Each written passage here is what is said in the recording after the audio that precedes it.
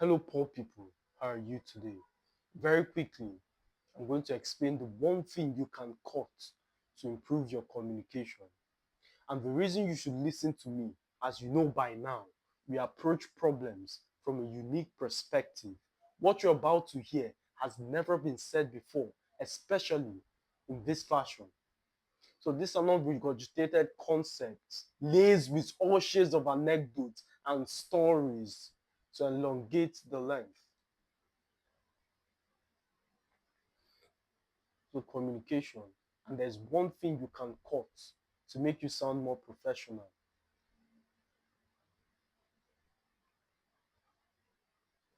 Now, I need not list the benefits of being a good communicator.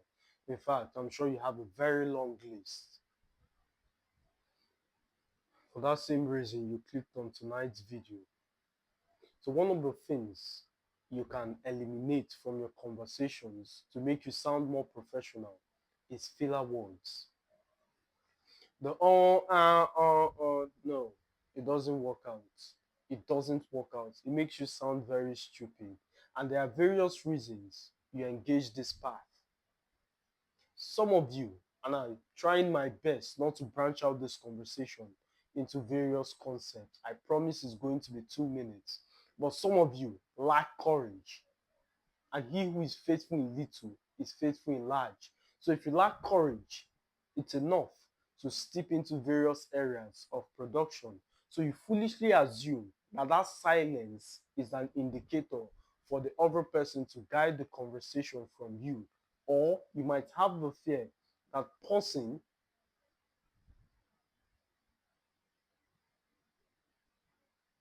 produces the first outcome. Or you are so anxious and nervous in a peer group. You're constantly thinking about yourself, how they perceive you, such that once the lot falls on you, you speak very, very quickly to ensure that it goes to another person. You don't like being the center of attention. Image a group of people, excuse me,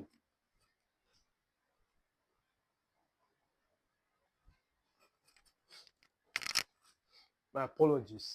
Image a group of people in a conversation. Everybody is happy and having fun. It gets to your turn to contribute, and all of a sudden, you feel as though there's a damper on the mood, and you try as much as possible to speak quickly. First, so that they don't interrupt you. Secondly,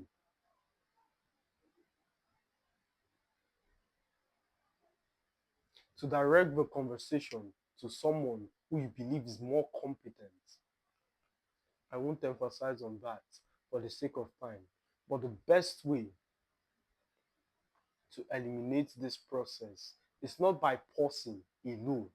I've told you, you do not solve problems by solving problems. You solve problems by identifying the cause of the problem and providing solution.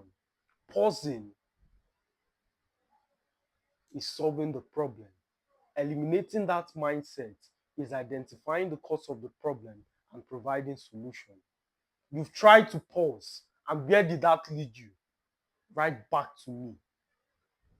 So pausing isn't the solution. Eliminating that mindset, the conversation will be guided away from me, or I'm inadequate, I'm insufficient to have this kind of conversation to produce the other outcome. So, for as long as you pause, you'll be so concerned with thinking about what everybody thinks about you or their perception of you. It would not leave any time for you to recollect your thoughts. Understand this. There are two reasons you pause. First, for the audience to be in. Secondly, to recollect your thoughts. If it's not for these two reasons, you're doing it wrong. And unfortunately, if you're a low status person and you take more than 5 seconds, guess what? Your testimony will be like that of Job. That which I feared has come upon me. The conversation will be guided away from you. But if you're like Elon, you afforded 12, 15, I think 20 seconds of pause before you responded to one question in an interview. And this is the problem I'm guilty about most of the times. In an attempt to project confidence, we impose our superior beliefs on lesser individuals. So you're trying to have an intellectual conversation with someone who is clearly not educated or versed in that subject because you foolishly believe downplaying yourself or diluting your intellect to engage with that person is a betrayal to yourself. Make reference to my video on, is it dilution is not compromise, but I'll link it at the end of this one. Dilution is not compromise, something along that lines. Because you came down to socialize with someone doesn't mean you are conforming. I recall the subject. Conformity or compromise is not conformity. So do well to check that out. So because you dilute yourself to engage in a conversation doesn't mean you're a conformist. And I went as far as teaching. Taking it to the extreme is where it becomes disadvantageous. So every single person you meet, you come down to your level. No. The best way to exercise this kind of will is, come down to your level. Then once in a while, display a shade of high intellect to signal to the individual that you're doing him or her a favor. You're not resonating on the same frequency. So conformity or compromise is not conformity. So back to the original discourse, which is and ah. So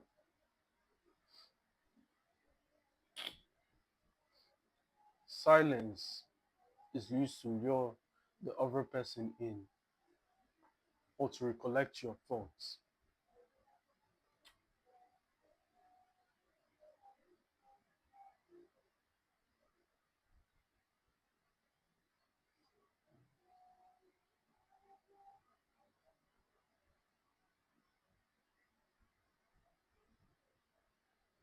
You see what I did there? It's most likely you skipped. And that's the problem with people. They cannot sit through silence. They are so scared of silence that they would entertain you with any sound other than a pause. That, my friend, is the root cause behind your filler words. You felt so uncomfortable when I paused that you had to skip it to when I'm addressing you. And some of you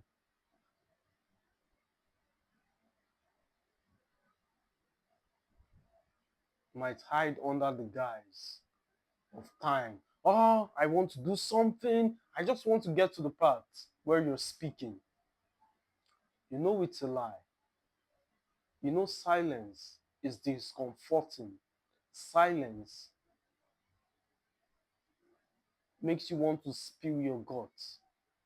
Agents and operatives around the world understand this perfectly.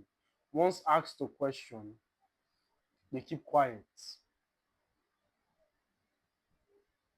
and watch the assets tear him or herself apart. So once they ask you a question, the respondent replies and they look you deep in the eye until you start responding to questions that weren't even asked. So for the average individual, he's not able to deal with silence, and that is his number one problem. For the sake of time, we'll end it here. As always, my friends, a pleasure speaking to you. I'll see you in the next one.